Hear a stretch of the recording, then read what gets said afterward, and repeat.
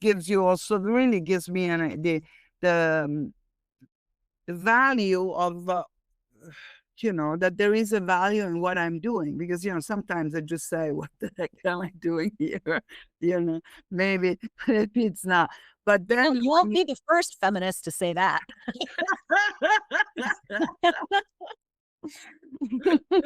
What the fuck am I doing here? What the heck are we doing here? Well, we have to do it. We have no choice, I mean.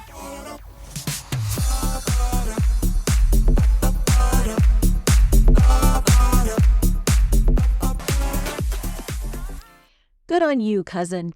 You've found the Gorgon Posse podcast of Medusa Rising.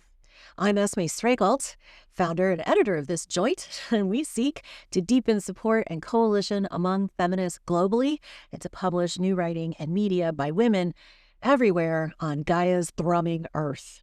You can find all of our world building at medusarising.org. You can also find us on Substack. Please share, download, share. We feminists must be our own algorithm. That is the postmodern magic.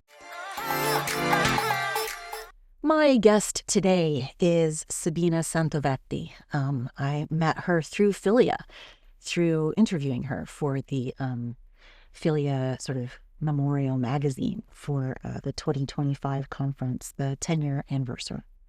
So it was just kind of random that we were assigned to each other to have a chat. Although the randomness was not so wide, we were both very interested in making matriarchies real. Sabina is the founder of an organization called Dancing Goddess. It is named for the book of the same title by Heide Goettner-Abendroth of Modern Matriarchal Studies. And she offers educations in Ecovillage Design and in matriarchal values. Sabina and I hit it off. We are pals now. And so what is recorded here is a pretty freewheeling conversation. And we are both good talkers and strong personalities. So it just kind of rolls. To tell us about a whole lot of things. But one of the things is the experience and what she learned through the experience of teaching matriarchal values and eco-village design to the women who took the course with her October and November of 2025 in the village of Nashira in Colombia. So it's a big conversation. We talk about, how to get the hell out of patriarchy a lot. So I hope you enjoy it. I think that you should get more visibility. I don't know how, but it would be really important because you're good, you're good. Thank you. I don't know. I wish, it's, writing is really a talent. And I really, some people are very boring. Other people are very enjoyable. And you're one of them, one of the people that, writing has to be also enjoyable. You can, and nowadays it's becoming really, first of all, it's too much. There's too much stuff and you don't know how to follow everything. And, but on the other hand, I think that a good dose also of, a kind of, eloquence. I don't know that, in general, when you're writing, not everybody has it, this gift. It's really crazy. So you end up in this reading that, you want to. Yeah, and there's so much to try to stay abreast of, the world is just happening so fast right now. That you want to try to keep up with the good insights into each thing. But it's really, really hard because there's too much to keep up with, and finding good sources, finding people who really have some insight or background that is going to bring you the depth you need, is not always easy. I'm glad everyone is trying to do that kind of work, but I mean, I end up sometimes subscribing to a new Substack off of like one post I thought was brilliant, and so I'm like, I have an entire email account just for Substacks basically and other subscriptions.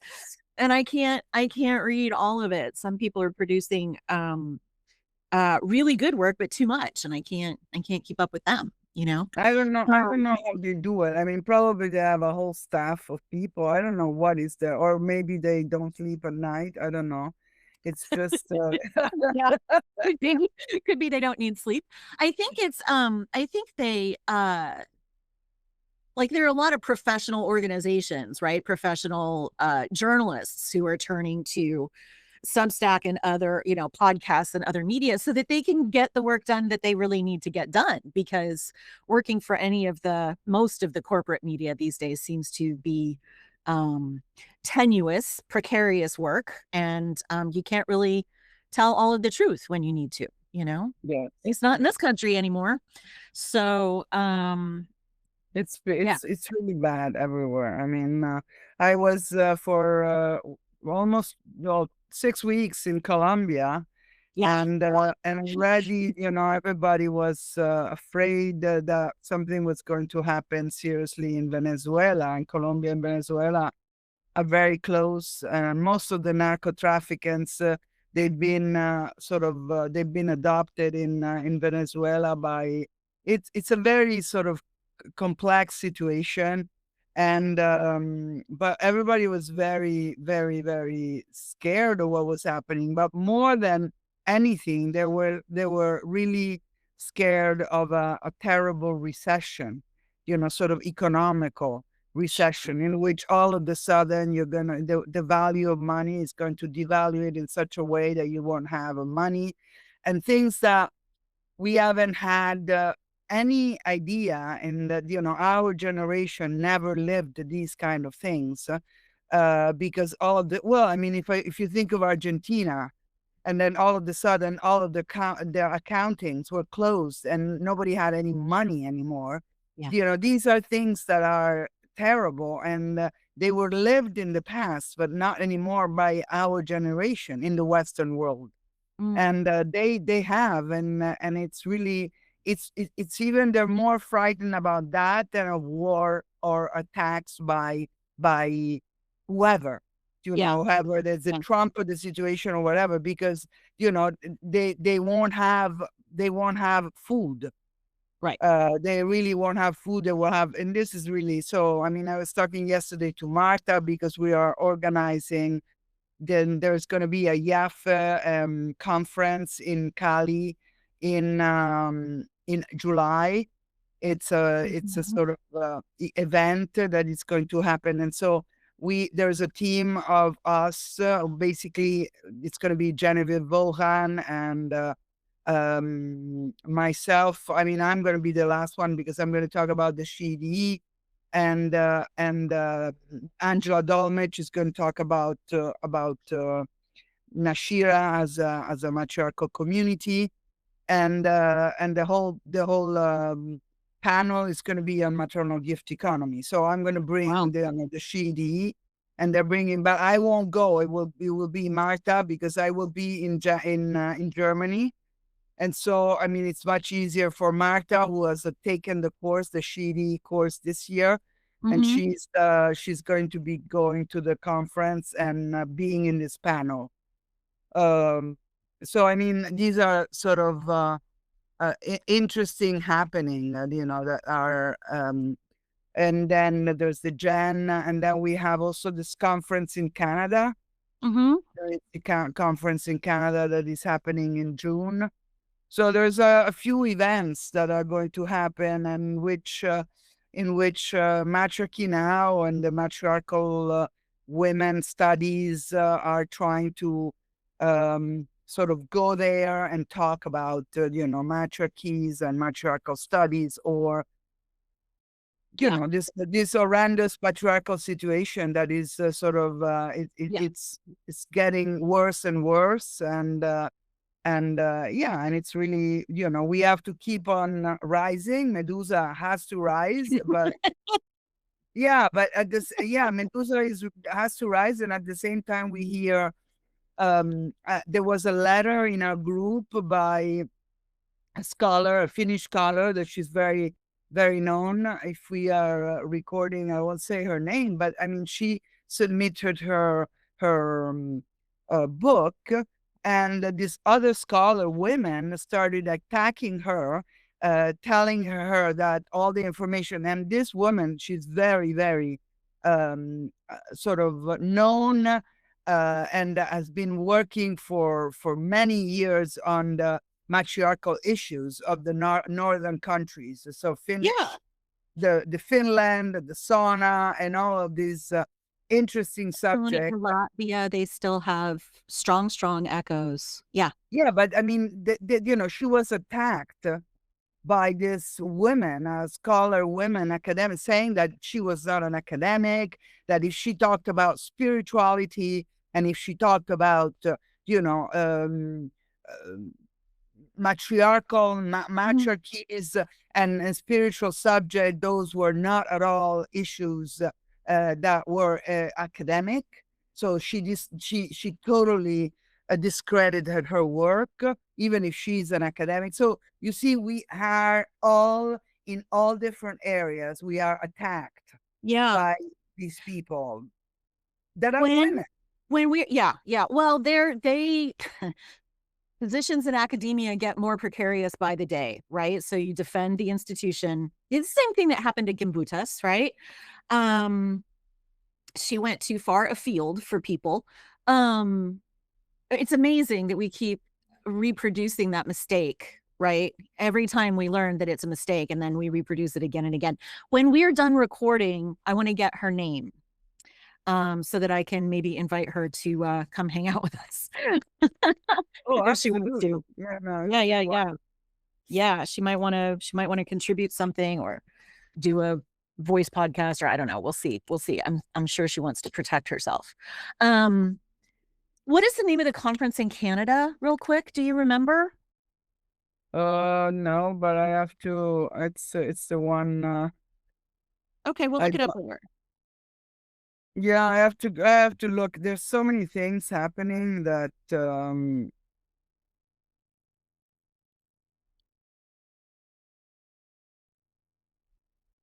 well, this is it's good that all of these things are happening. It just means that we're that there's a stream of energy to connect to, right? Like we don't have to. Yeah, I mean, I'm very by ourselves. Let me see what is the name of this other. You could also investigate in that, and you could go also. I mean, and be part of. Canada's not that far from me. Because Canada is not that far. If they're letting Americans in these days, we'll we'll see if I can get there. I wouldn't be letting us in anywhere if I were me. Yeah. I wanted to say, while you're looking that up, on the subject of everything and patriarchy continuing too much, Jane Clare Jones turned me on to this really cool book, Goliath's Curse. Written by a friend of David Graeber and David Wenberg, who wrote The Dawn of Everything, which is a really great book about all the different ways that societies shifted back and forth from more hierarchical or less hierarchical systems, and why. Really good stuff based in Gimbutas's work on that in that book. And Luke here is not allergic to remembering the matriarchies either. But it's a study of how these hierarchical patriarchal systems tend to, build up and build up and build up and then collapse because something at the bottom gives out or some unexpected factor overwhelms, right? And that these orders are all unstable, right? Because they're all fundamentally structured by violence and coercion, right? So loyalty is a problem for them. And the last couple of chapters look at sort of the contemporary moment and climate crisis, political crises, how very deeply basically the Fortune 500 companies of the world have eaten us all alive. And the deliberate misinformation campaigns that they've engaged in, like even the idea of a carbon footprint, right?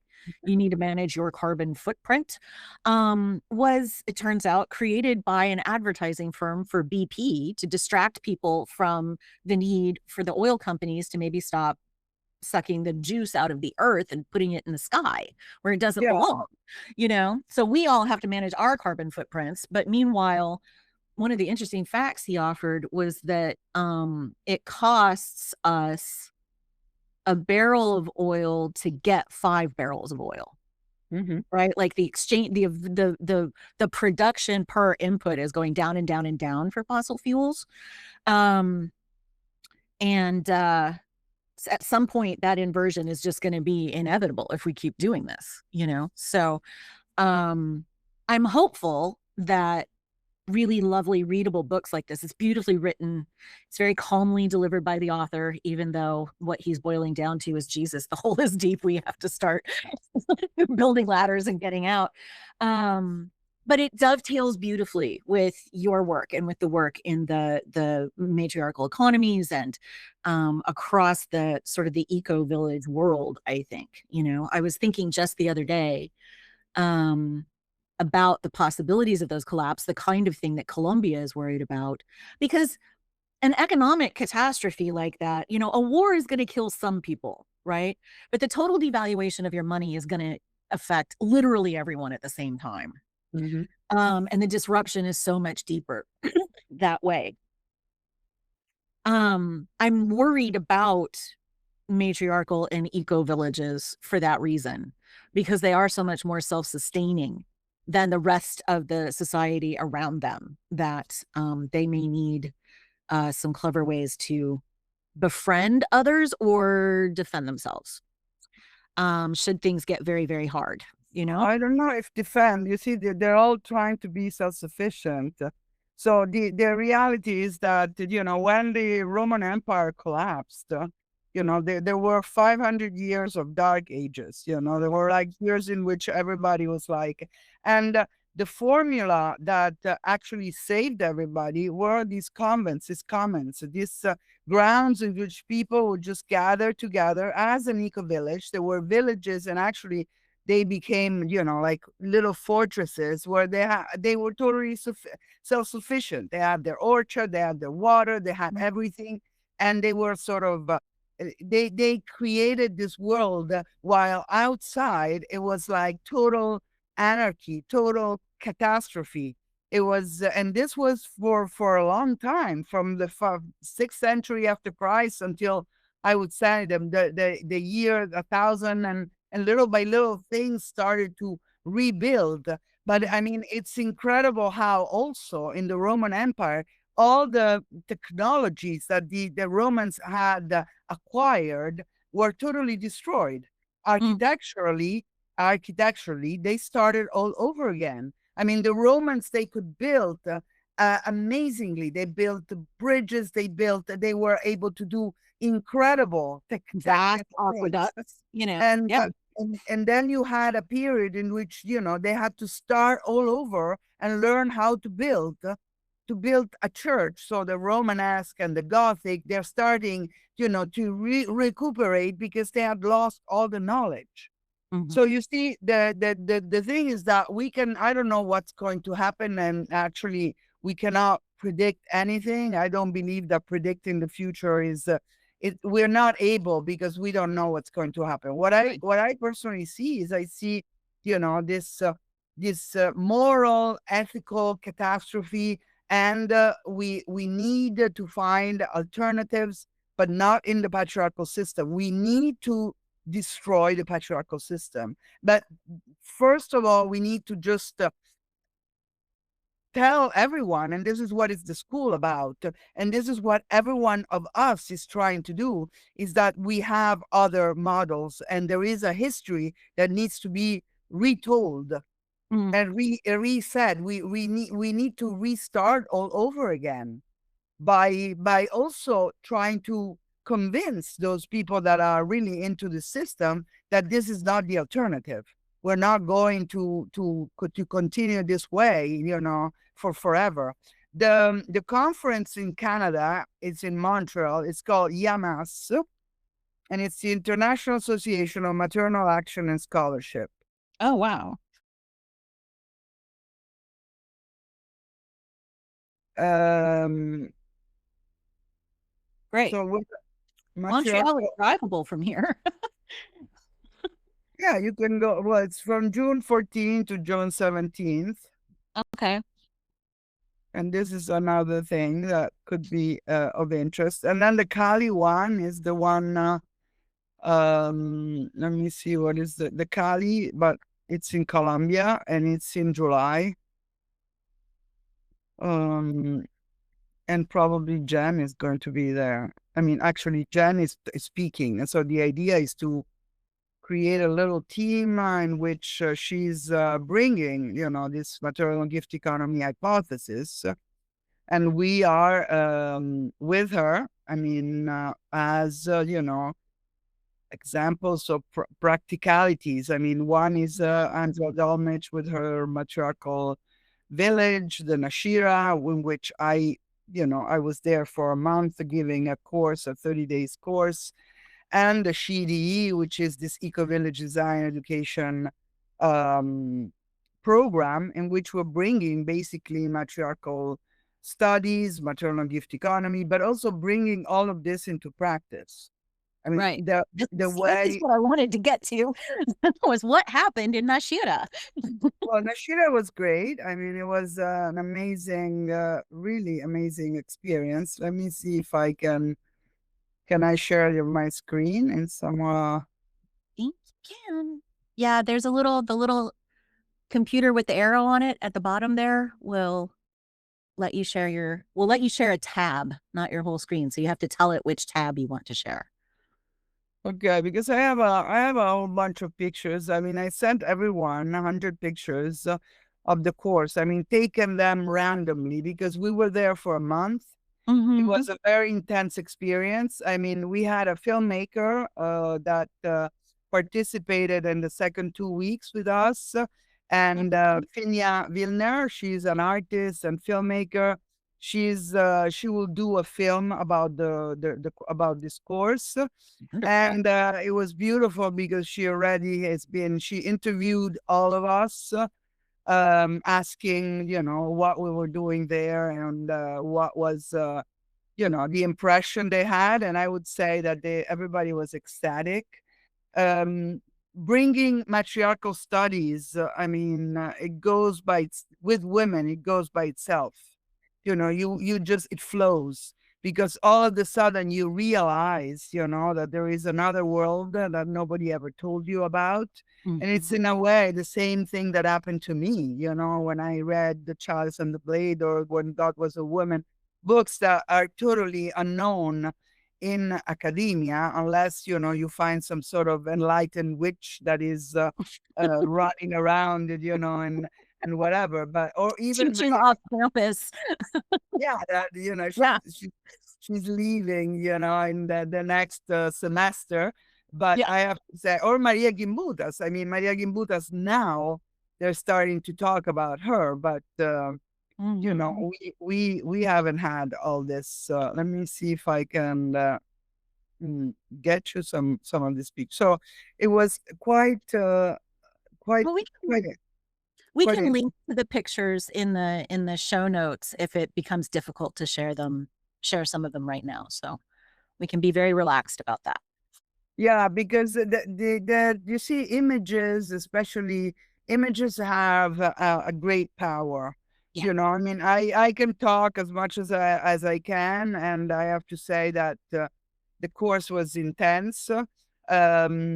It was we had 22 participants, which was amazing, and then we had on top of these 22 participants, we had 3 or 4 women that participated from Nashira, and one of them at the end, because most of these women that work in Nashira, that are living in Nashira, they are all working. So for them, it was very difficult.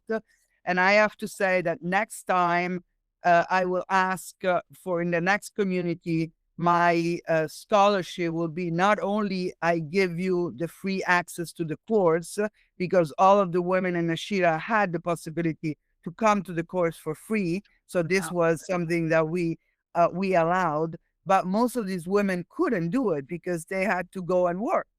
So, I mean, on top of giving them a free course, you also have to give them a scholarship in the sense that they have to pay rent, they have to not work for a month, etc., etc. So you have to make sure that you give them an amount of money to participate to the course. Yeah. Because when we are talking, and this is what happened with the group of Motherful, the group of Motherful sent one woman, but this woman, she got the scholarship, but at the same time, they gave her like a fee, a fixed fee, to pay her rent, to pay someone that would take care of her kid, and to pay groceries, because otherwise, and the flight. So otherwise, you just say, okay, you have a free ticket, you have a free course, but I need to pay no matter what the rent. I need to pay no matter what the school of my children or whatever. So this was the sort of insight that I got from this course this time. So I will work on that for the next one. And what was very successful was the fact that I had 19 scholarships and only 3 people paid. So, I mean, 3 people paid the full amount, and actually only 3 of them came out of, the normal circuit of people coming to a course paying, sort of the business as usual, the normal capitalistic way to go and you take a course, you buy your flight. And these 3 people actually, they were excellent people or exceptional people because they paid the maximum. They paid giving each of them not only paid for herself, but also gave the possibility of a scholarship to somebody else.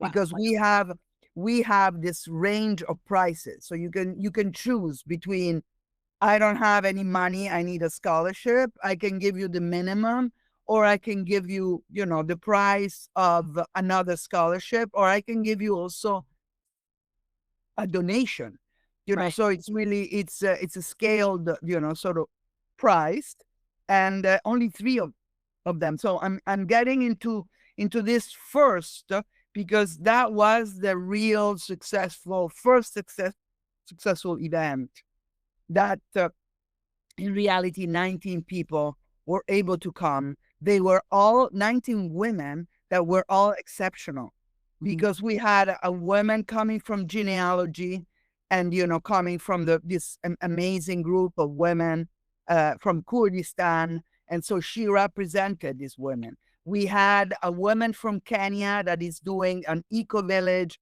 for abused women. We had an activist of the Amazonia that actually was a refugee in the course because they were trying to kill her, and she came because she wants to create an amazing eco-village with matriarchal values, but she's an Amazonian activist.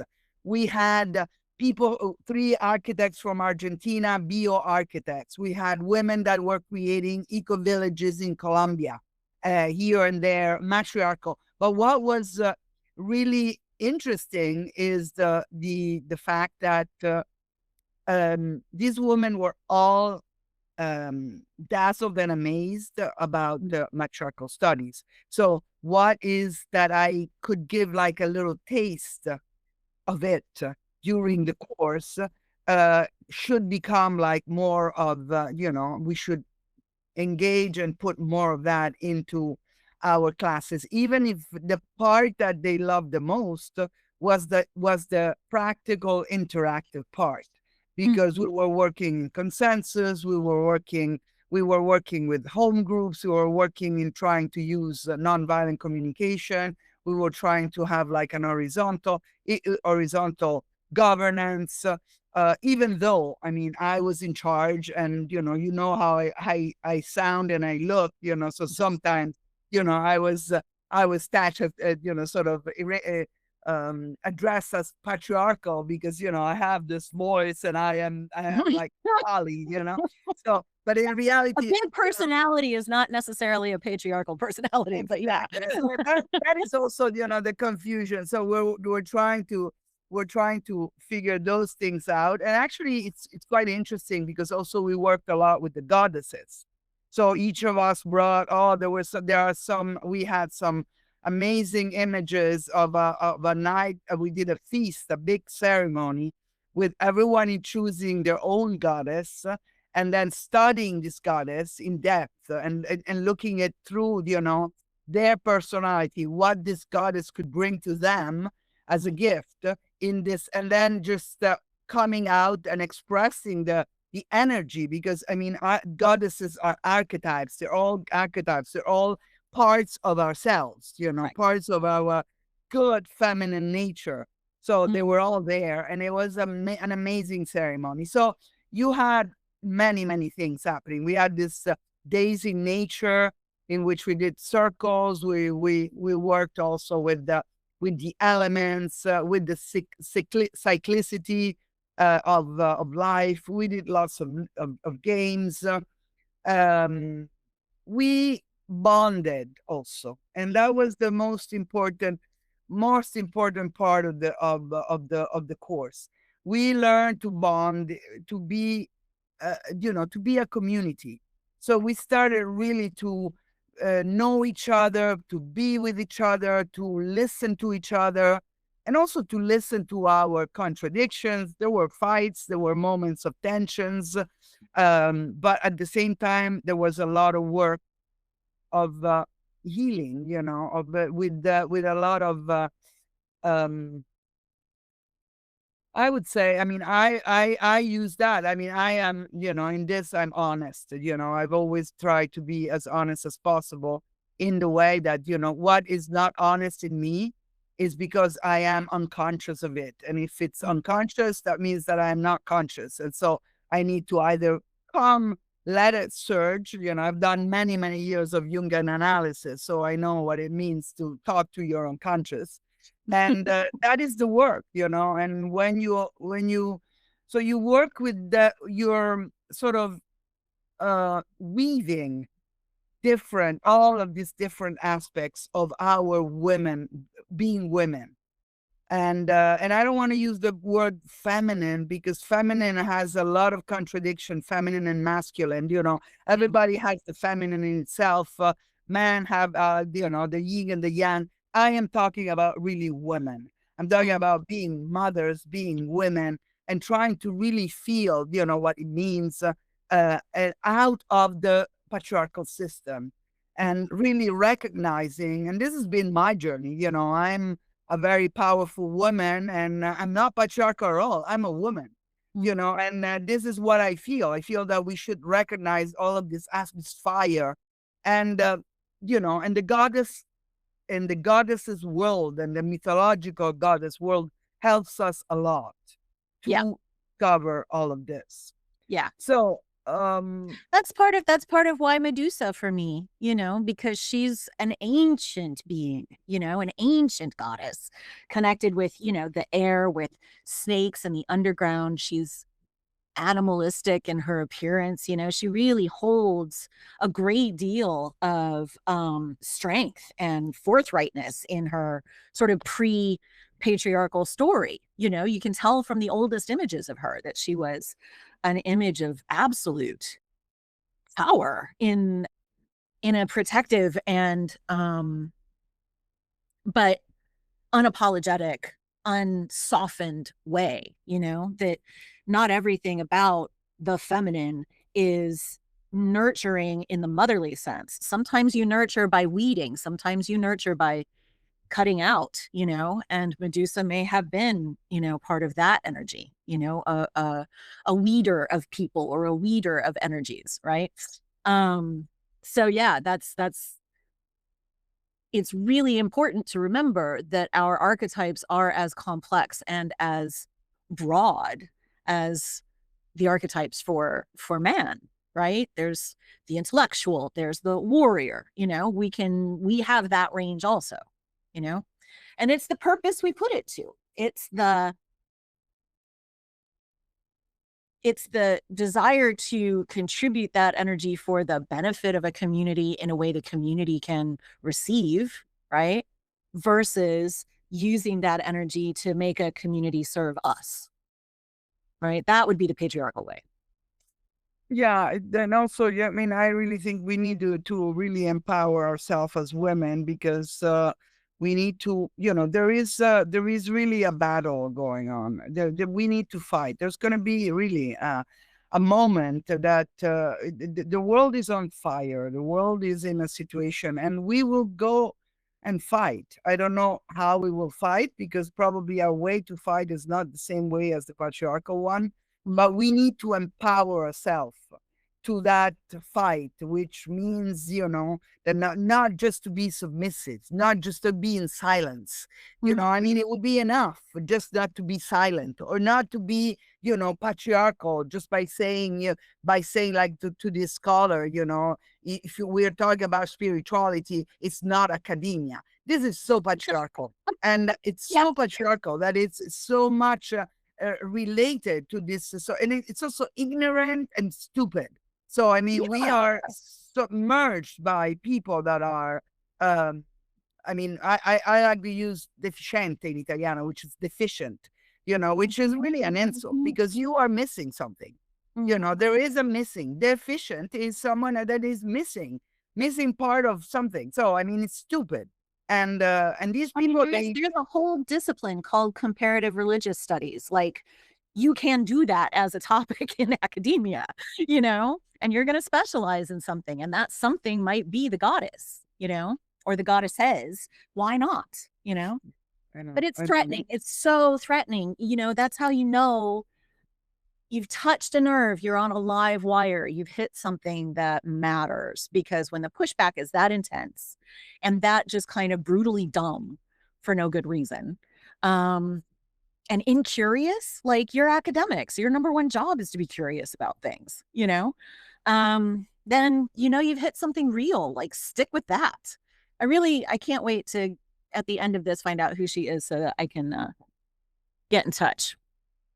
Let her know that there's more than one place for these ideas to get into the world, Yeah, I mean, she would be thrilled. I mean, and this is really something that it's important that these women, they have, they're listened all over the world. I mean, this is like, and also, the fact that, I mean, in these conversations, with this kind of people, I mean, she got corrected in her English. I mean, you ask as an academic, you ask as a, as a fairly, I mean, I don't need to say, I mean, if you, as a fairly well-educated individual, you're asking, some comments, and the book was published and actually released in a language, in English, you're not going to look at the English mistakes, I mean, it is so insulting at the end.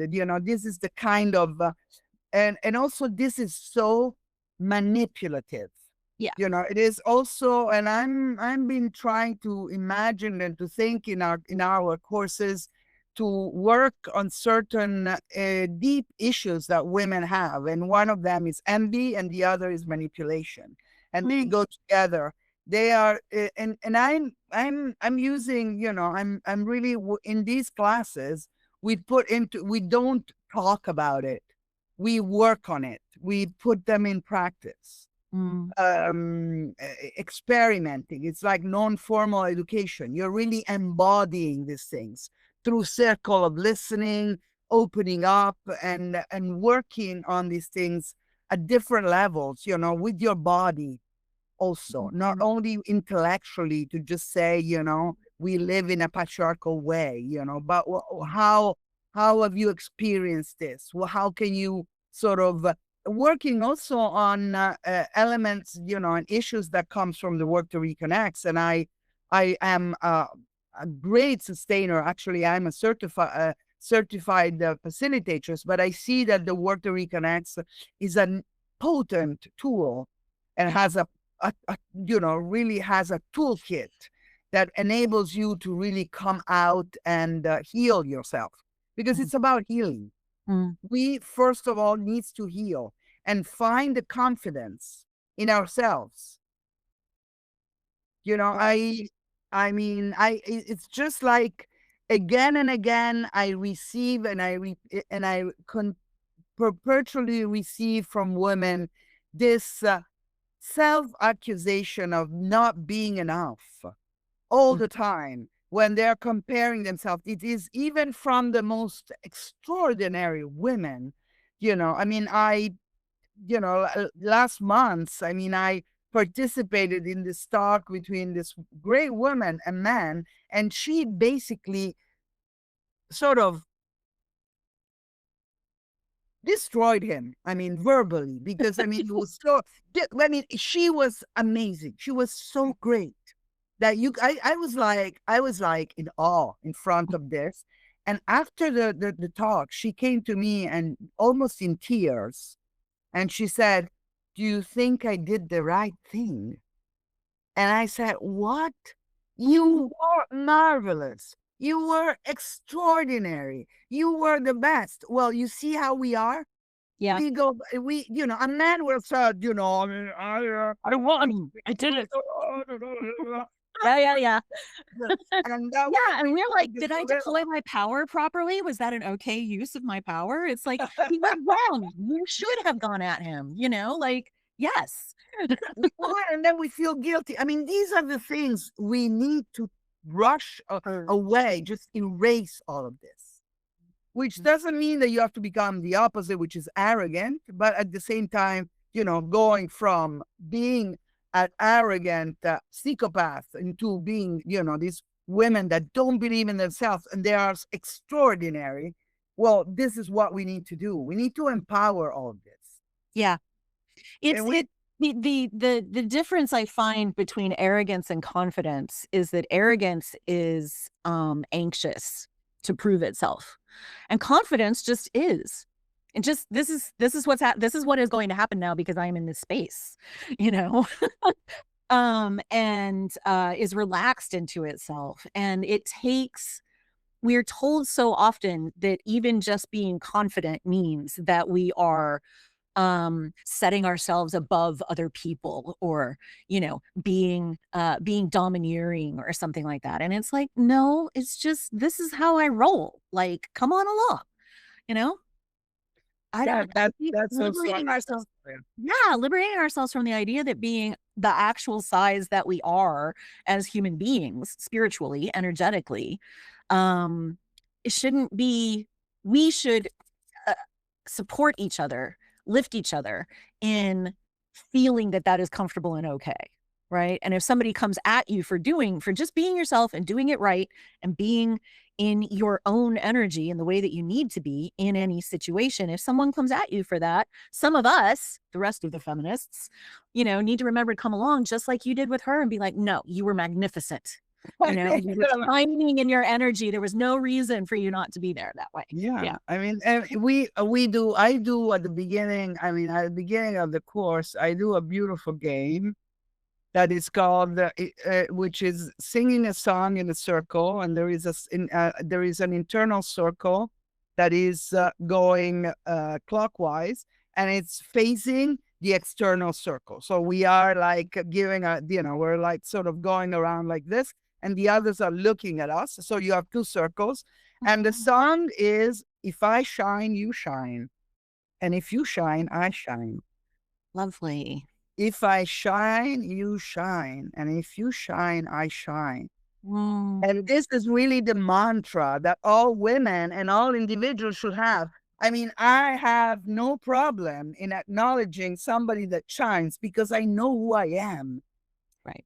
You see, and that's the problem. The issue comes when you're not aware, and that's where envy comes. That's when you are like competitive, when you become like mean. It's because you're not capable of seeing that you are shining. You are as shining as the others. Mm-hmm. And that's the journey. The journey starts from there, and then you start shining. And then it's not easy, because you need also confidence, and you need also hard work in order to say, if I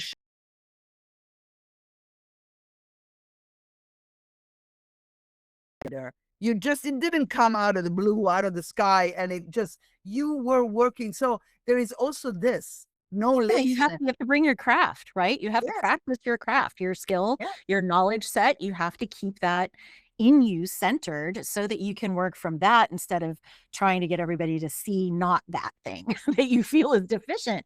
I'm wondering about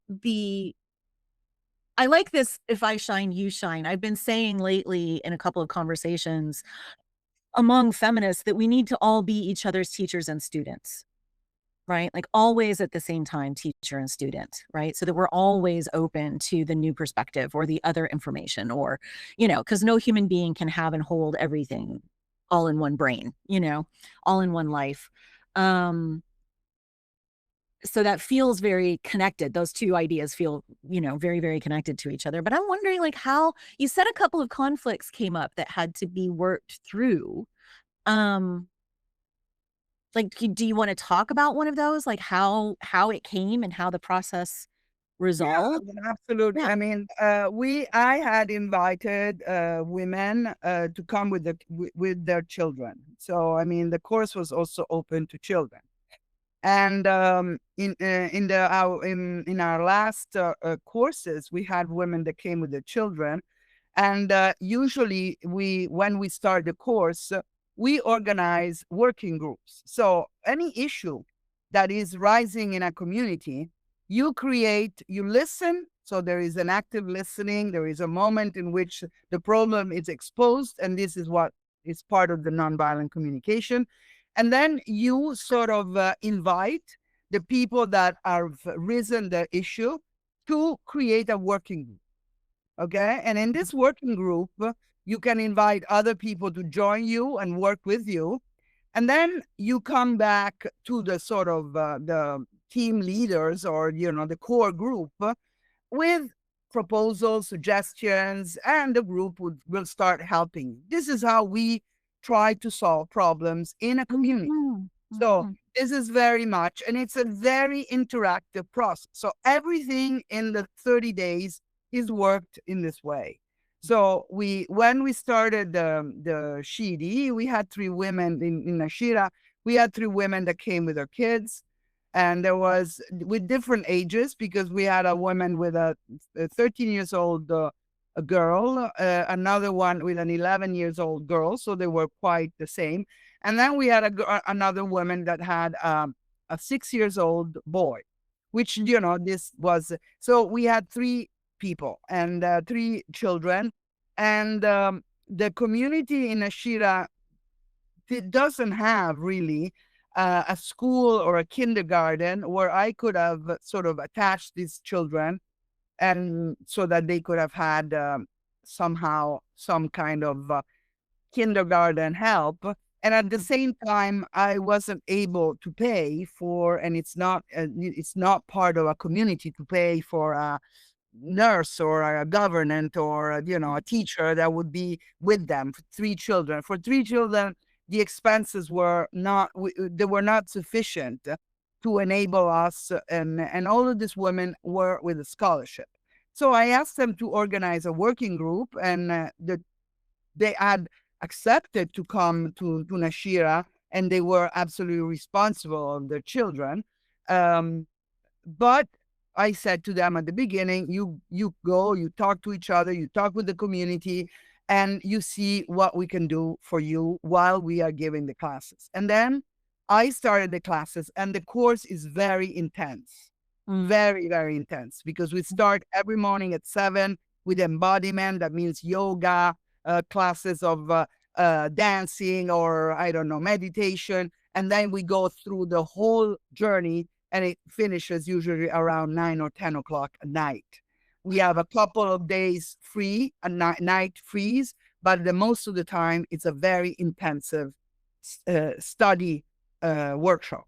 Right. Study means that you can, you have also frontal lesson, but you also have a lot of exercises in which you dance, you play, you do active listening, you do other exercises that are more non-formal education.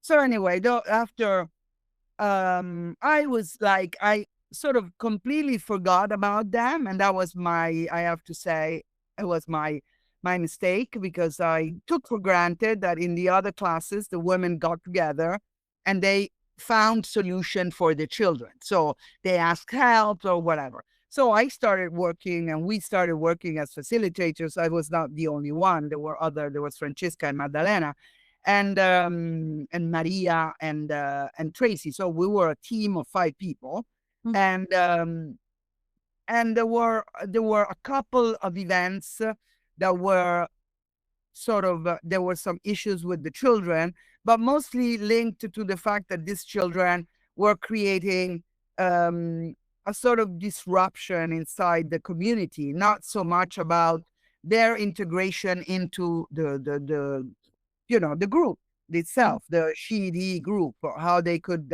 relate.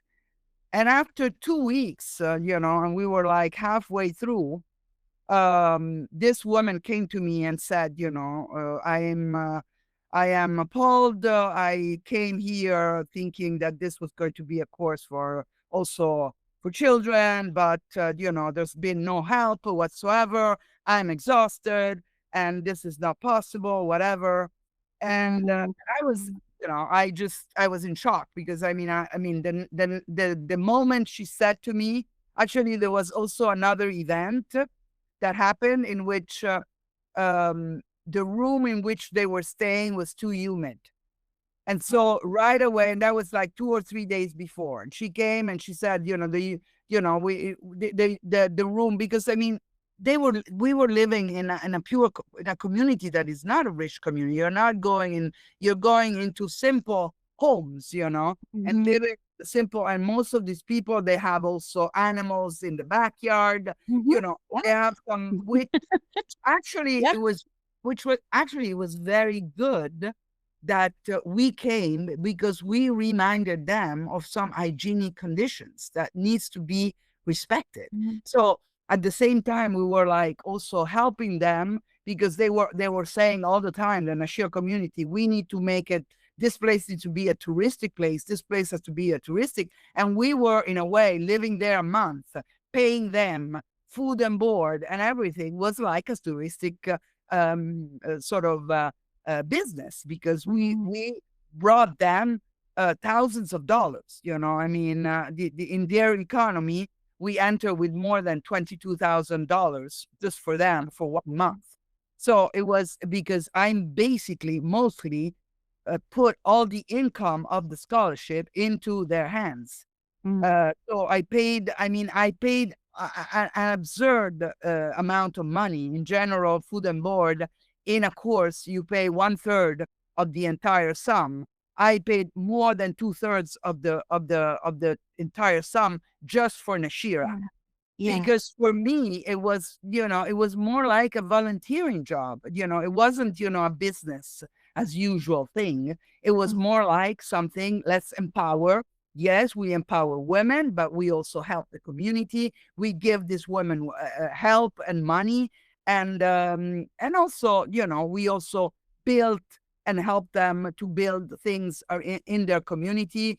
We bought materials for them to, I don't want to say that because this is how the colonizer arrived in all the white colonizer arrived them, gave them money, gave them gifts, and ciao ciao. No, the whole idea was completely different. Was that we could integrate with them, help them, and they could help us. So I think we were successful. I don't know how much, but I think that our idea was that. Anyway, coming back to the issue, I tried to solve right away the problems, but when she came after 2 weeks saying, this is not, because at first she attacked me saying, this is not possible. This is not you. I was expecting this and this. And, and usually, this is really the attitude we all have, that when something is going wrong, instead of just saying, hey, I have this problem, how can we solve it? You say, it's your fault.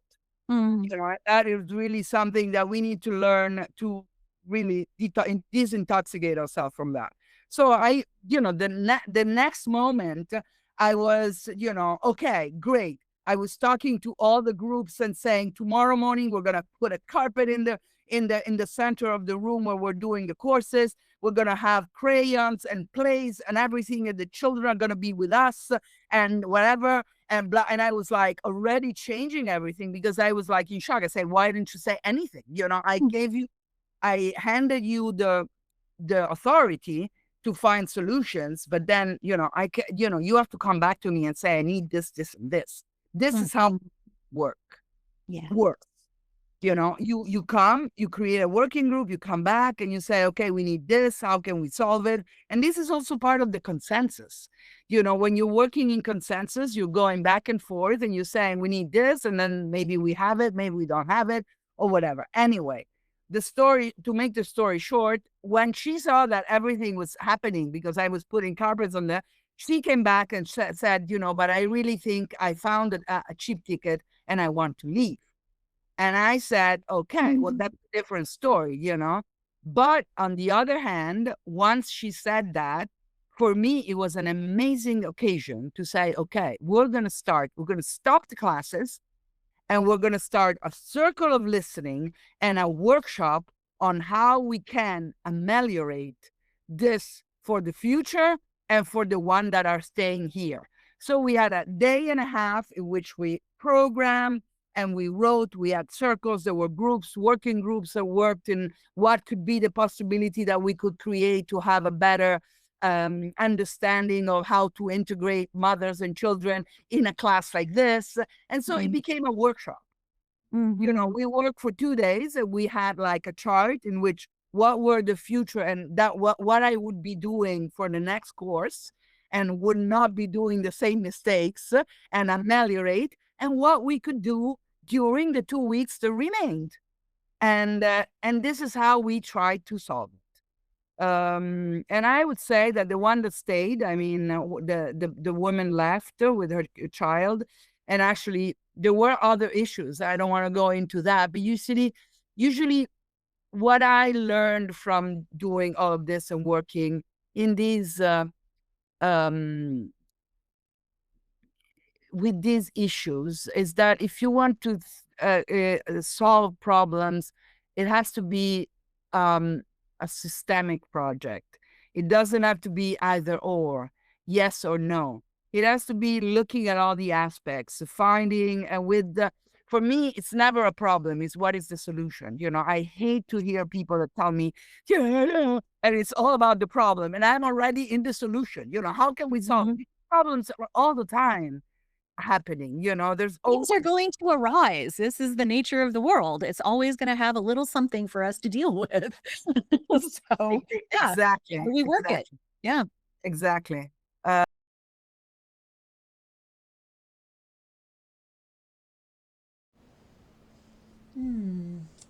Here we're having a tech moment. Who are you talking to? We'll I'm talking to my dog with Oh, a darling. cameo by Trouble. We have scheduled this conversation exactly at the time he usually gets his morning walk, and I am getting a very disapproving look from him right now. He knows what time it is. I'll show you his face. Let me pick up the camera for you. Come on, please. Flip it around. He hates having his picture taken, but this will be awkward, but hang on. Let me flip this. Let's see if we can see him. There he is. Hi, Trouble. Yes, are you mad at me? Yes, you are. Look how much you are. Look at that little eye. Yes. He's very, very He's actually frowning at me. Yes. Anyway, it's all right. We'll go soon. We'll go soon. Yeah. You're such a good dog. You are so patient. Yeah. He's like, there's a limit, lady. So are you plugged in? Are you okay now? Look at this. I can show you the picture. Cool. Yes. So this is one of the last, I mean, this is one of the last dinners that we had. We were already finished. And some of us went to visit this, the Marivel that has this beautiful place in which she's like, it's a sort of the eco-village resort. And she invited us all there. So this is some of us because we were, many of us were there. Let me see if I can go forward. I see the young girl sitting there. Yeah. Yes, well, that's Ananda, but and there was also another woman. I don't know if that. Why is this not going forward?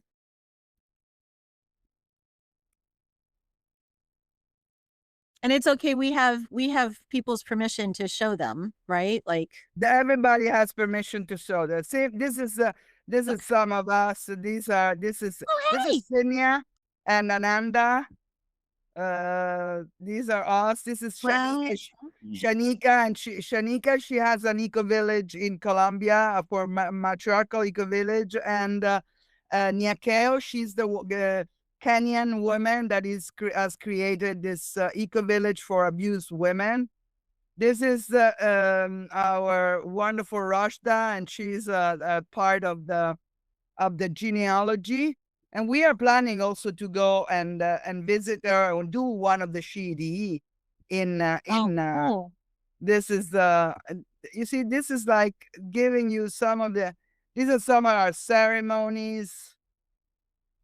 And people, it was just to give you a flavor. This is the kitchen, because every night we would go. I mean, we would have like breakfast with them. Each family was having breakfast with us, and then lunch, they would prepare lunch for us. But dinner, we were cooking for them. So every night there was a team of cookers, and this is the kitchen. This is one of the projects, because at the end, the last week, you prepare you have to design a project, and this is the Naivasha Ecovillage. This is the project that Nyakeo was able to do with 4 other women, and to really realize the entire idea of her village. So I mean, and we are planning also to go and help her. And in Kenya, this is the project in Kenya. This is the project in Kenya. Neat. And so you see, and this is these are the picture where they get certified. They all wanted to be certified. And this is the certification. This is also this other project, which is the ecoturismo rigenerativo in this other land. That is a land of that was confiscated in Colombia to the narco traffickers, and they gave it to this community. And these women came to learn how to create a community. And this is the beautiful Anna Marlene, and she's getting that. They were so wonderful. This is the project that we did. We created a goddess with this work of bioarchitecture in reality. And this is, let me show you here. This is what we did. And we did like we were supposed to do an oven. And then the community didn't want to have the oven. So we went through another process of listening and circles and consensus. So it took us a week to. All of this is part of the community work. You know, it really is part. So this goddess was created for Nashira Village. Yeah, we did the project for them. Yeah, the women came to work with us, and we also. This is us. Just as that we had a lot of fun. Yeah. This is the beautiful. This is Shirley is the anaconda. She's this activist. I'm so woman. sorry. I'm so sorry.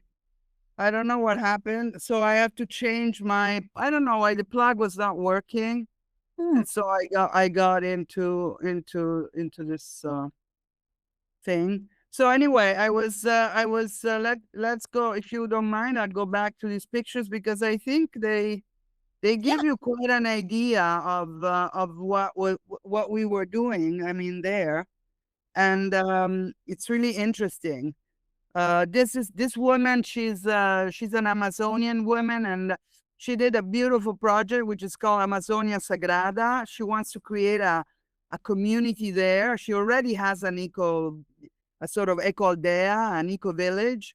But, I mean, integrating also the matriarchal values is very important. And actually, it was very interesting to collaborate with her, because the indigenous culture of Amazonia, they have their own values, which are very connected to the matriarchal values. So the idea is also, I hope, to be able to do a SHE-EDE in Amazonia.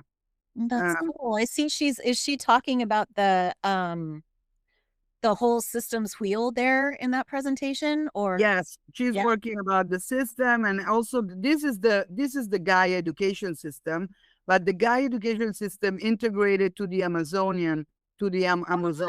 Love it. Yeah. Good to adapt to the local. Yes. to create something similar. And these are, I mean, I'm just, just giving you some images. This is a wonderful activist that we met in around next to Nashira, and she's also created some natural reserves. She's a feminist and activist. These are some of this is another project that was. These are the projects. They were at the end. Cool. Yeah, the last week they were creating projects. These are the women of Nashira. They have they actually collect garbage. Is one of their work, and they have a recycling sort of unit. Yeah, operation. They work with that, and we were there also helping them, and it was good. These are the goddesses. These are the goddesses. We're going into, the goddesses, interviews. Yeah, it was just to give you a glimpse of Marta. Marta, she's going to be a glimpse of what we were doing. I mean, and what we did. I mean, for 1 month, it was amazing. Yeah. It was really amazing. This is the water ceremony. This is Maddalena. She's in charge of she's a bioarchitect, very good bioarchitect, good friend, and she's in charge of the ecological dimension. This is us, Shirley, singing. Oh, how terrific. Yeah. Yeah, it was a very, very good. This is like working with the earth. Francesca is in the economic dimension. I mean, we have some games. I mean, this is the kind of atmosphere that we lived during this time. I mean, it was this is how we really lived this experience. So, I mean, it was just a little, and we are preparing a 6 minutes video on the course. Wonderful. Yeah. It looks like it was as you described to me in when did we talk? In September? Yeah, before you were headed down there, before Philia. That it really was a whole experience of like building a little micro community together. Like the process of being at the camp was the process of building an eco village, certainly building a different kind of society there. That's really amazing. Yeah. And women are very good. I mean, in that there were the conflicts, as you see.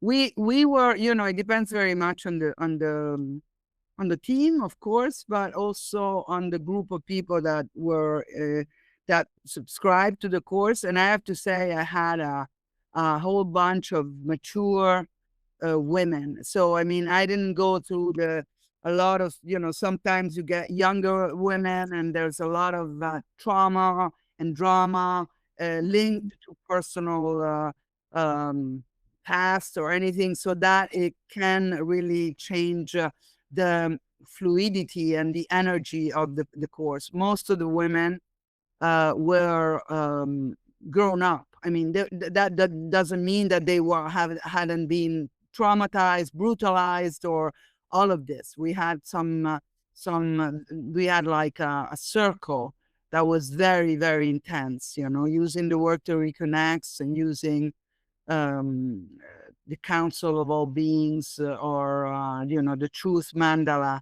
It was very tough and very difficult, but still, these women could handle, the situation, and in a way that was mature. So we could also flow and work and create, and also the feedbacks by the majority of the people. Some people had problems with me as a leader, because I have always this attitude of being very sort of madre superiora, I would say, in the Catholic religion. We say la mère supérieure, in the sort of, but I mean, I cannot stop from being this, because when you have to hold, a circle of 30 people, and it's not only the class, it's everything, the timing, the requests or everything, I have this sort of, mère supérieure attitude, which, if you're the linchpin, if you're the thing that's holding the system together there, you kind of do have to be a little bit separate and a little bit more directional, right, in your communication and in the kind of work you're doing. I mean, any community would need, like, I know that in many Native American communities, especially in North America, they would have sort of a seasonal leader, like depending on what the group needed to do, the best people at that would be leaders for that time. And then when they had to move or another job was taken, like, it's sort of like a working circle, but the authority was dispersed to people who could hold it for each need, right? And among the Iroquois, even, there are among that confederation, different tribes were responsible for holding different parts of the seasonal ceremonies, right? So even in a dispersed system of authority, something that's truly democratic, you're going to have little areas, little nodes of coherence where some kinds of work have to come together and everybody else has to do more listening to this group for this thing, But yeah, I can see where the need to be the teacher, or in a way, or the facilitator, can create that tension, Yeah, sometimes I mirror also the bad mother, the bad grandmother. There's a lot of work that is happening during these things. Right. Mirroring and everything. And it was very good that I had Francesca and Maddalena and Maria and Tracy, but Francesca and Maddalena are two grown-up women that they were holding the circle with me. So they were sort of, I could be like that, and they were very, they're very different. They're very cuddling. I would get there, and it would take about 20 minutes to say good morning every morning, because everybody would start cuddling and saying hello like this. And I was like, you love it, but I don't. So it's time to go. Oh no. I say, you do it. I mean, but then, there are moments in which I am, holding you when it's very different, but we are different. And that is the beauty of life, So you have someone that is really nice and likes that, and other people, and it's okay, So Francesca would cuddle everyone. Maddalena would just, get everyone. I would arrive and say, okay, now we start. And that was like this, it's good. I mean, I think it was good this way. And I enjoyed it very much. It was an amazing experience, and I gave me a lot of courage. I have in plan to do another 7 of these SHE-EDE around the world. Wow. And so I'm organizing. Actually, I had a wonderful woman from China, and I'm thinking of organizing something with the Mozo. I have been in contact with this Maori community, and actually I have an appointment with this leader of Maori women that she wants to create a SHE-EDE in New Zealand. I have Kenya, so I mean, I'm planning to do something with her. I'm planning to do something in Amazonia with the Motherful. So I have like 7 projects, and this time I'm going to put them all together and go ask for money, so that we can raise money, we can raise some fundings, we can have like at least 15 scholarships, and then maybe have some people coming to paying. So yeah, this is my idea. So this is for the future. So I'm already starting to work, and I mean, if you want to, this is my first. I'm speaking out to the world. This is the advertisement. This is the beginning of the manifestation. We're putting out the call. Yes, let's all bring the energy. Yeah, for sure. Let's call it. Let's go. Well, it happened. Yeah. It happened. I mean, this time happened, and I say that we had $26,000 scholarships. and about $12,000 of people paying. And I have to say, we basically paid everyone except me. I'm volunteering in all of this. But I'm starting this year an Erasmus. So we won an Erasmus, and it's going to be about matriarchal. So I have 26 people come. Explain, what is an Erasmus? Erasmus is money coming from the European community for project. It started out as students from universities going around Europe. And so there were exchange programs. So a student from Rome would go to Paris, one from Paris would go to Rome, and they were sent all over. So you would have the possibility to spend 6 months in Europe in a different university, in a different city, doing the same course. I mean, obviously, and this has enabled in the last 20 years, I think, because I stopped. 20 years, a lot of young people to go around Europe and to travel and to discover, the world. I mean, for the Italians, it was like very, very useful, because all of a sudden they realized, that there was a world outside Paris, Madrid, Barcelona. My nephew is going right now. He was in Amsterdam. And the son of another friend of mine, he was in Norway. So people are running around Europe because it's usually a European, it's European money. And with time, they have opened up. The Erasmus has become also open to people that are doing non-formal education, like us, like the SHE-EDE. So you have to be an association, and you have to be accredited. And then you can submit project. So we have submitted this project, which is called Acknowledge, which means ancient knowledges, modern communities. And in this ancient knowledge, we will be facilitating and bringing matriarchal studies into a maternal gift economy in a 9 months program that started on the 1st of December. And we receive money. So all of the people that are coming will be paid to come. And we have invited, and right now there is a call to come into the project. I already am full. The Italian organization is already 6 people are already in. And so we have Spain, Portugal, Poland, and Germany. Wow. Participating. So there's going to be 5 people from each country, 6 from Italy, and that means 26 participants. Yeah. And the project is for youth workers. That means that they're not students, but they're already grown-ups that are working with young people. So we are giving, the project is a collaboration, and we are teaching matriarchal studies. Wow, what a terrific way to be seeding that knowledge around. Oh, it's marvelous. Yeah. Yeah. So that's what we will do, 26, and seeding also these other courses that will take a lot of work, but we'll see what happens. Yeah. Anyway, so that's what it is. And I was great. It was, I came back enthusiastic. I came back with the realization that I need to do that because it's working. It's needed.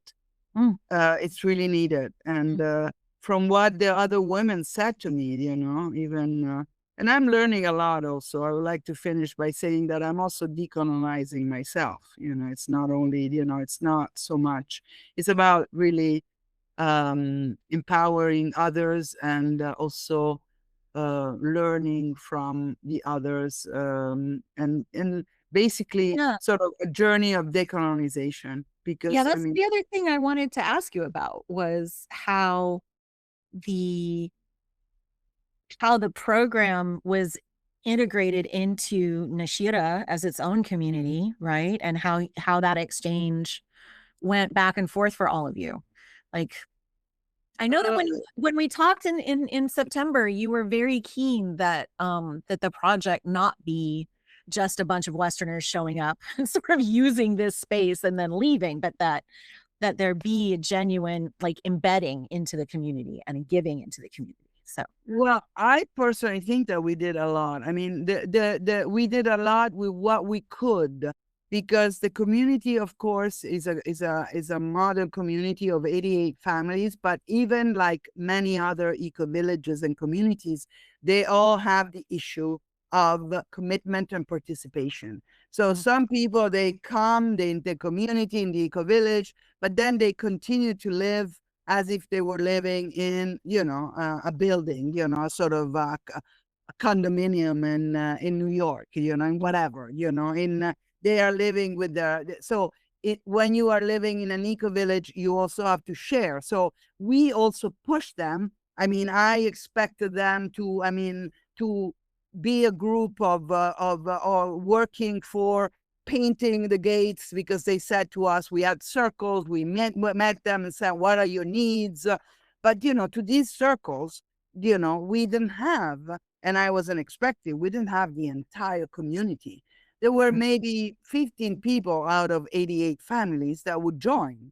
And some of them, they just came because they knew the founder and they were sort of obliged to come, or they had interest because they were hosting some of us and we were giving them money, and all of these things. So it's not that where we were living was like the perfect, paradise. It was full of, holes, and holes were coming from. But I guess that when we left, with the people with whom we interacted, and we really gave our heart. Most of us women, we were good-hearted women, and we were all going there also with the idea that we could share with them, help them, have fun, live in this sort of different way. So I think that the interaction we had with the one that gave us the opportunity to interact was very good. But not everyone joined us, not everyone that was interested, but they were not interested, not even to their community, to the Nashira community. Well, this is always, when you see, and I see that the same issue is happening in many, many eco villages around the world. I mean, lots of people, they get, they don't continue. You need a commitment also in community work. So you need to have like a few hours, you're cleaning maybe the garden. So we started out saying we're going to do this, and that. But then we also realized that this was like this thing coming with this idea. Now, it has to be a combination of them and us. Not only us going and cleaning the garden for them. I mean, after a week that we were there, one of the projects that they were asking is to ameliorate the entrance of Nashira. There were 2 gates that needed to be refurbished. And we gave them some suggestions. There were some people, and we said, okay, we're going to help you in buying the paint so that you can clean and everything.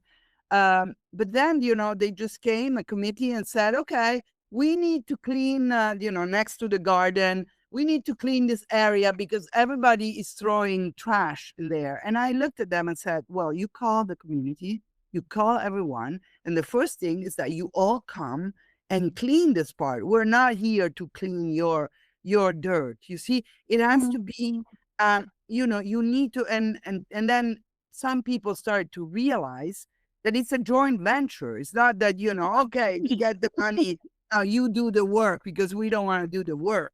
It's always a combination of energies and work. It's not that, the whole community throws trash into the garden, and then, I come with the people and we clean your stuff. And after 2 weeks, it's going to be dirty again.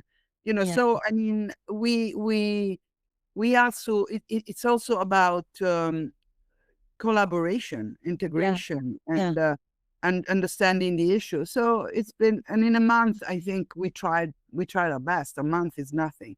You need time to integrate into a community. So 1 month, It was more like a taster, and that's what we always say. It seems a long time, but it's really a very short time. Yeah. Yeah. Yeah. Hmm. Is this, you're saying that this is kind of a common problem across eco villages, that there are like apparently a lot of people living in them who don't want to contribute to the life, to the really the infrastructure, the work of the life of the community, right? The And gardening, the cleaning, the rebuilding of things, maintenance, like the money. I mean, people come with the idea that, they will not need money. And then they get together, and then the project just collapses. I mean, it is a complex sort of integration of many elements. People come with a lot of fantasies, and then fantasies without working. It takes a lot of time, and the people that have lived in these eco villages that are successful know it. And they've been using tools that are like this, the council, the sort of tools that we use in sociocracy. And but still, it's not easy. It's not easy to put together these people, and people that have different ideas, different ways of living. So I mean, in all of these eco village, these experiments are very interesting experiments, because there is a new way of living. But it's not that it's a la la land. It's sort of a sort of paradise where you get there and everything is going to happen. Not at all. And this is what is the SHE-EDE, and this is what are the EDEs. You realize that when you are getting into a community, in which there's a lot of elements integrated, interconnecting, it's not easy. It's the money, it's the commitment, is the capacities, is whatever, it's the listening, it's the trauma that you have. It's a lot it's of the human skills that you need to bring to make the community work, right? Like any five people could build a house if they put their minds to it, but they have to bring the ability to work with each other and to help each other and to be supportive in all of that, so that they can actually get the house built, right? It's not just it's not just the and goal, it's actually the you way that we are imagine it going in to a be with small each other scale, that like makes a this little course of last, 20 right? people, 15, 25, and imagine at a social scale of our society. And this is a mess. So we Yeah. need to rebuild all of this knowledge. Values first, right? Teach the values, heal the Yeah. people so that we can do First, the other things. yeah, Yeah. then you can start working. Yeah. No, it's great. This gives you also really gives me the value of that there is a value in what I'm doing, because sometimes I just say, what the heck am I doing here? Maybe it's not. But then Well, you won't be the first feminist to say that.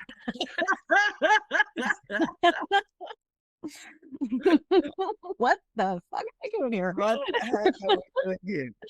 Well, we have to do it. We have no choice. I mean, at this point, we have no choice. The Yeah. situation is getting. Yeah.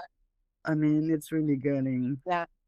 I was speaking with Jocelyn Crowley over at Women's Liberation Radio News the other day. We did a little podcast together, and she was talking about having come out of the green movement into radical feminism, and how the thing that was frustrating for her in the green movement was, of course, that they wanted to address everything except male supremacy, right? Like address all of the problems except for the one where men still get to be in charge. And all of these structures that create patriarchy stay the same except for the way that we deal with the environment, right? Or the way that we organize the economy. And she got really annoyed with that and split. And I'm like, well, of course, this is why the eco movements have failed over and over and over again, is that they haven't actually made the final shift they need to make. If you continue to use women as the resource, the base of your economy with their unpaid labor and their baby making, you are not going to get the change you want. You're going to collapse back into the old system, And the idea of sort of, undertaking a civilizational revision of our values, right? Of moving to economies that are based in a commons and in contribution rather than in privatization and extraction is an absolutely humongous shift. Yeah. You know, it's fair for people to be afraid of it, and it's important to have a little, for everyone, I think, who's trying to push us in this direction, to never, ever, ever stop, but to have a little humility for how far we're asking people to come, you Mhm. know? Because we've discovered, we've discovered this cool set of values. We've discovered this good ancient knowledge we're trying to bring into the modern era again, but they haven't yet, they're busy taking care of their kids and Mm. living the life that has been put in front of them by these systems because there isn't another one yet, you know? They're just trying to get through. And so we have to bring some care for that. But yeah, you also have to correct the jittery guy. Like, that's who I call him, that guy who wanted to, in these communities, that jittery guy can't be that way. He either has to figure out how to manage himself or he's got to go somewhere. Well, yeah, I have to tell you the truth, he left.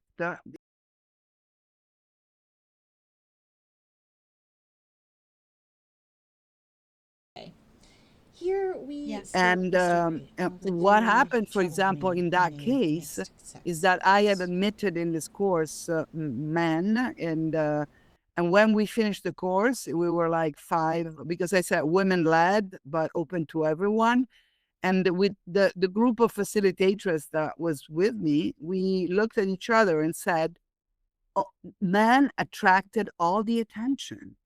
Because every time that you bring all of the stuff in a circle, in a community, you are attracting the attention and you're taking away attention to other people that could share and be, it is, it has to be a shared equality, thing. And these people were like all, it was all issues, me, bringing their attention and not the other people attention. It's part of that entitlement that they're socialized into. It's, I think, a focus on sort of deconstructing your entitlement, not just your privilege. That's a dumb word for it, but the assumption that you're supposed to have all that attention that you don't even think about, like, let's just stop and just have a look at that. And it's, it is a thing I think most men will resist mightily. But also, I had this guy that came and that he was a very well-known nonviolent communication facilitator. And he spent the entire time from the beginning to the end telling me that, he didn't know whether he was there or not, if he was right or wrong to be there, and that he was an entitled, that all of the things that we were doing, he knew. And he was also, there was a huge ego, in this whole thing. And it took it, and every day it would come to me and say, I still haven't decided if I stay or I go. Well, that's up to you, bro. Like, that's not I was like, just get out of here. And then at the end of the whole thing, he gave me like peanuts because he decided to go. So, you don't know how much, and these are people that are facilitating courses. Right. You see what I mean? Yeah, I see what you mean. So, I was like, okay, good. Let's hope that we can get care of him. He wanted you to take care of him, even though he is a facilitator. Yeah. He needed you to tell him it was okay if he stayed, or you were going to be so sad if he left. No, I never did. And it was great. It was great. Like, yeah. You're grown up. You just dude, you made a decision to come here. You're free to make a decision to leave. If it's not the place for you, it's okay. Nobody's going to be mad. Oh gosh, it was like, if I think about it, and then they say that I'm sorry, and then they say that I'm a witch. I don't use the word bitch because it's patriarchal. That I don't know what, but and then you drive me to be like that. At a certain point. No. Wow, there's some classic abuser bullshit for you, right? It's your fault I'm acting like this. Yeah, exactly. You're making some choices. Yeah, exactly. Wow. Wow. Yeah. Mm. Okay, anyway, that's what it is. And Mr. yeah. Nonviolent Communication Facilitator is telling me it's my fault that he's acting that way. I'm What's wrong always, with this picture? I'm always like, what's going on here? My goodness. Uh, Wow. but I have to say that the goddess, I don't know. I mean, there is this, I attribute this to the god. I don't know if the goddess is really helping me, because when I'm in this situation, I never go into the thinking mode. I go into this sort of intuitive thing. And, I'm amazed on how I can easily not, easily is not the right adjective, but I can go into this fire and find solutions, really asking, the goddess to help me, because they are in trying to pick, wisdom in the unconscious, because I mean, it really is, sometimes it's really very, very difficult. Yeah. It's very tricky.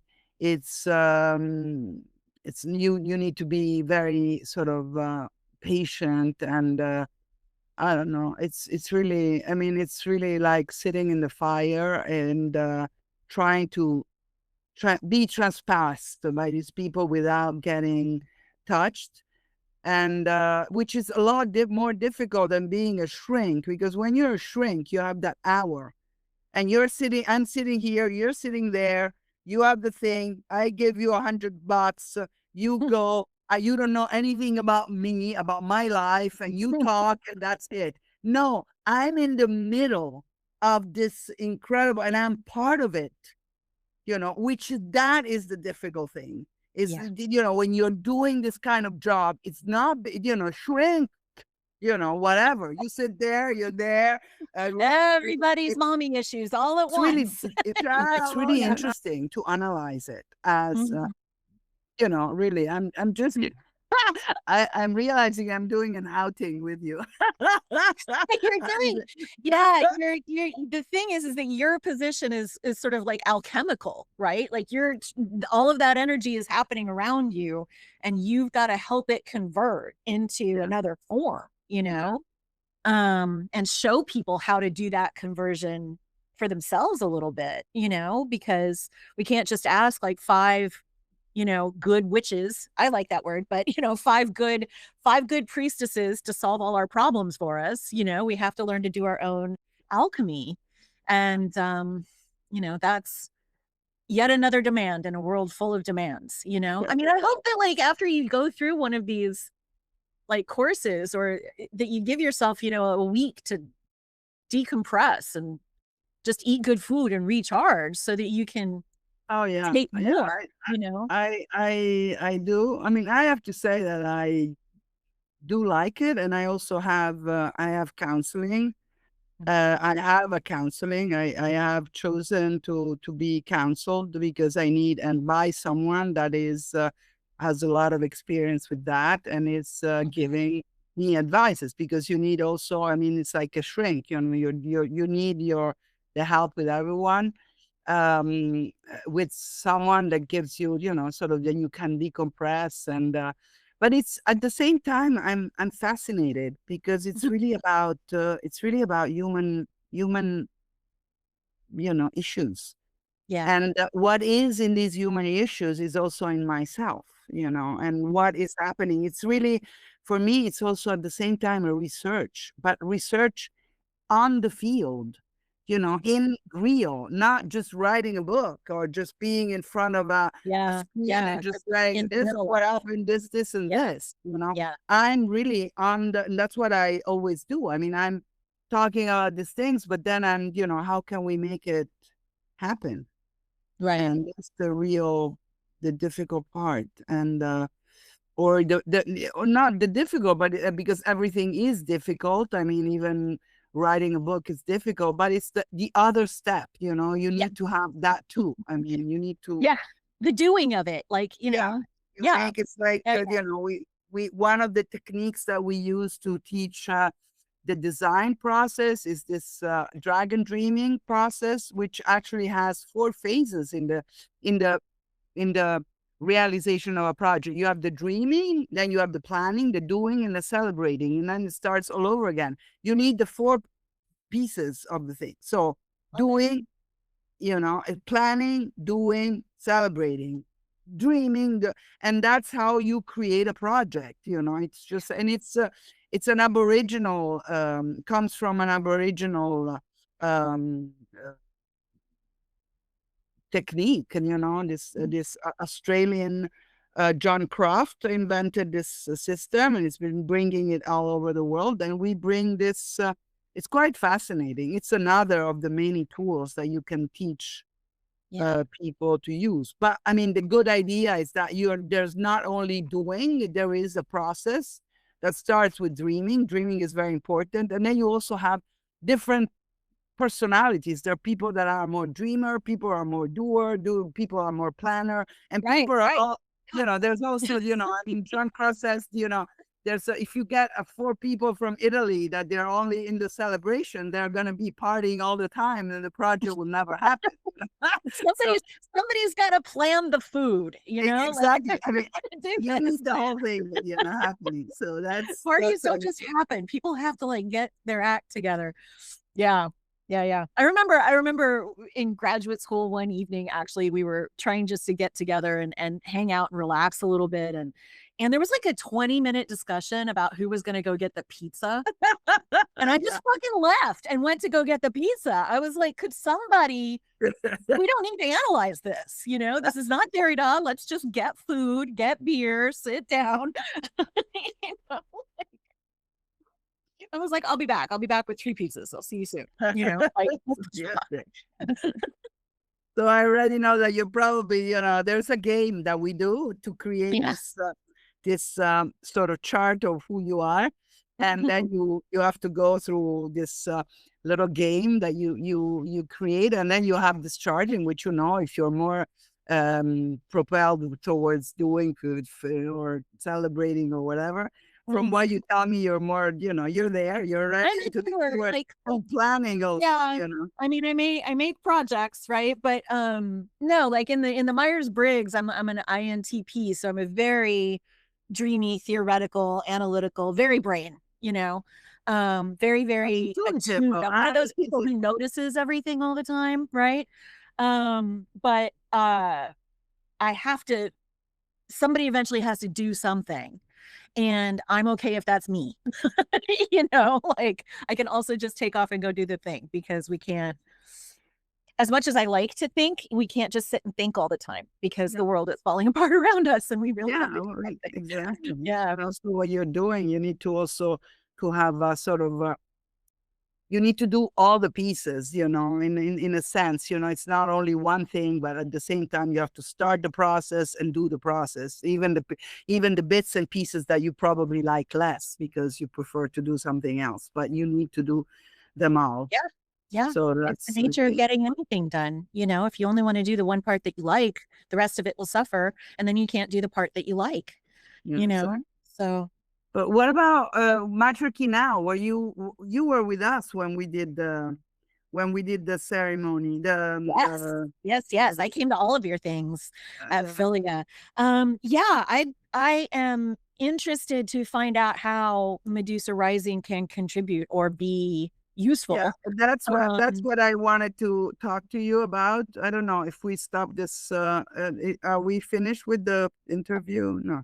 Yeah, let's say a little official goodbye, and then we can talk about some other stuff. So, ladies and gentlemen, it has been a delight, my cousin, to have Sabina Santovetti with us today, so that we could talk about the Nashira Village experience and the events that you have coming up, the projects that you have on the board. It seems like if we just let you run, we might be able to fix the world. No, I don't know. Medusa is rising, I count very much on Medusa rising together. So I really think that this is really that together we can change this world. And yes, I can finish also saying just that our movement, our political movement, which is called Matriarchy Now, is on the run, and we hope that SHE-EDE and Matriarchy Now and Matriarchal Studies and Maternal Gift Economy movement will, and with Medusa will rise and will try. Wouldn't that be awesome? It would be great. Yes, I'd like to see a lot more Medusa walking around on the planet. That would be pretty cool. Yeah, we are doing it together. Yeah. Thank you so much. Oh, thank you. Thank you for making the time to be here.